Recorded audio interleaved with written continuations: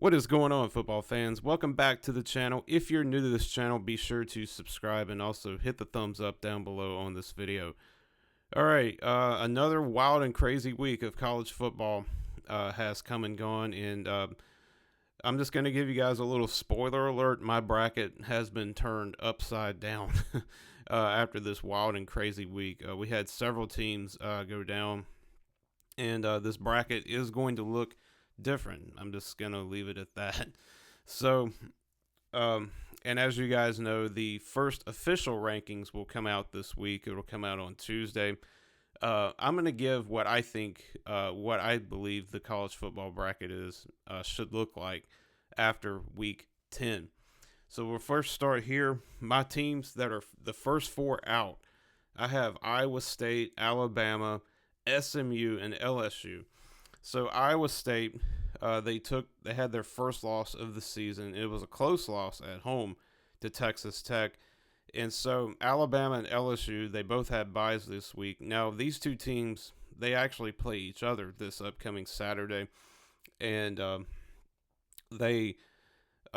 whoever loses this game is out of the playoffs. There's no way a 3-win or a 3-loss team is going to get in. And then SMU, they had a bit of a sluggish start to the season, but they have really turned up the wick, and especially being the first year in the ACC, and they're a legitimate contender, in my opinion. It's basically between them and Miami as of right now, and so I like what SMU is doing here. I like what I see out of them. So I have Iowa State out along with Alabama, SMU, and LSU. My next four out is Clemson, Ole Miss, Colorado, and Army. So I had Pitt there last week, and Pitt, it shows what happens when they play a good team.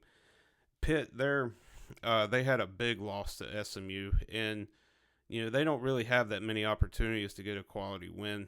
They do play Clemson here in a couple weeks, though. So outside of that, there's not really that much opportunity. Clemson, they took an embarrassing loss at home to Louisville, and they're still technically alive as far as the ACC goes, but they're going to need some help. They're going to have to win out, and unfortunately for them, they only have 2 conference games left, and that's at Virginia Tech and then at Pittsburgh, and they have to win those games. Plus, they're going to need some help from Miami and from SMU. Ole Miss is still in the mix, I think. They took Arkansas to the slaughterhouse yesterday. Arkansas is, I think, a better team than what people believe.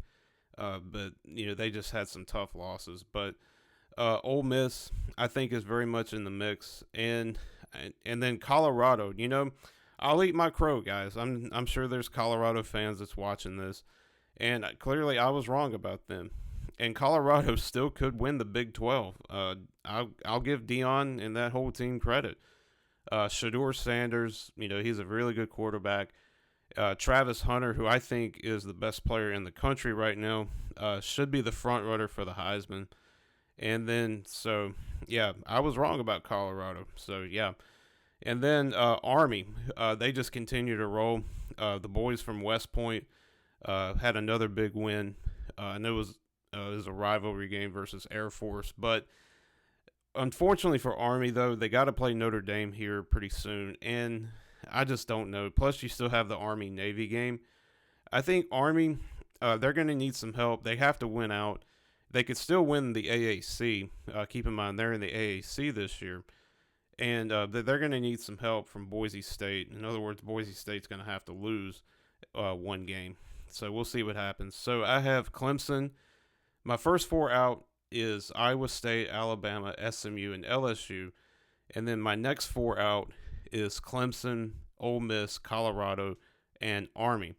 So now we'll go to the top 4 seeds. And, of course, these are your conference champions. I still have Oregon at number 1.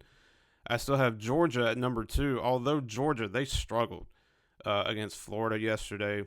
Carson Beck, he threw 3 interceptions in that game, and yet Georgia still found a way to win by double-digit scores. And so I still have Georgia at number 2, and I still have Miami at number 3. Miami, They had a back and forth battle before they eventually pulled away against Duke. And then number 4, we got a newcomer to the quarterfinals, and that is BYU.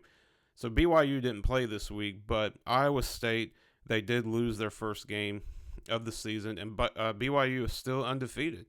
So BYU is a very good team. They had a, I know they beat SMU earlier this year, and so that win is looking a lot better too. So I like BYU. I like what I see out of them. They look like a very good team, and they easily could win the Big 12 this year. All right, so now this is the fun part, guys. So who do I have seeded where in the first round? So we'll start with the 12 seed, and again, it's Boise State. They had another win against San Diego State this past week, and so I got Boise at number 12. I actually considered them moving them up to number 11, but I think this is a good spot for them. And then number 11, I know I'm probably going to ruffle a few feathers with this one, but Texas A&M. So Texas A&M, they had that big loss to South Carolina last night. It was on the road, and South Carolina is a good team, okay? And Columbia, has been known to be a place of upsets in recent memory. Remember what happened to Tennessee a couple years ago. Now, Texas A&M, this was their second loss of the season, but it was their first conference loss. So they're still very much in the mix for the SEC, along with Georgia and Texas. So I still think Texas A&M is a playoff team. So I have them at number 11. And then number 10, I have Notre Dame. Now, Notre Dame, I know they had that loss to Northern Illinois, and that loss is starting to look, I don't know how I can say this. That loss that they had to Northern Illinois, they've been playing a lot better since then. However, for Notre Dame, they have a very weak schedule to close out the season. They got Florida State at home this week, and Florida State is just terrible. We all know that. They got Virginia, who's also terrible. Then they play Army, which that might be a good game, might be a good win for them if they blow them out like they did against Navy. And then at Southern Cal, and Southern Cal is terrible. So the problem for Notre Dame is just based on the fact that they don't have any quality wins outside of Louisville and Texas A&M. And so we'll see what happens. But nonetheless, Notre Dame is playing a lot better than they did since that loss to Northern Illinois. And so for that, I have Notre Dame at number 10. Number 9, I have Penn State. So death, taxes, and James Franklin choking in big games. So once again, Penn State, they had a golden opportunity to get a quality win, to beat Ohio State, something they haven't done since 2016, and yet they still lost. They had 4 opportunities at the 1-yard line on 4th and goal, and they still couldn't score a touchdown. And so unfortunately for the Nittany Lions, they suffer their first loss of the season. But the good news is it's their first loss. So I still think Penn State is a playoff team. And looking at their schedule, it's pretty favorable. I think one game that might be a trap game is at Minnesota. Minnesota is playing a lot better than they were when they started off the season. And so, but Penn State, their schedule, I think, is favorable. They're at home against Washington, and then at Purdue. Purdue's terrible. And then they close the season out at home versus Maryland. But the game before that is when they go on the road to Minnesota. And I would be worried if I was Penn State. Minnesota, they're a very good coach team with P.J. Fleck. And so that's really the only game I would be concerned about. But nonetheless, I still have Penn State at number 9. Number 8 is Indiana. So Indiana, they just keep on rolling. The Hoosiers, they continue to play very well, and they've just been dominating teams all year long, which if you're a good team, that's what you're supposed to do. Now, the Indiana, they got 3 games left. They're at home versus Michigan this upcoming week. and then they have a bye, and then this is going to be where they get tested. They go on the road to Ohio State. This will be by far their biggest test of the season. And then they end the season against Purdue, which, as I said before, Purdue is not very good.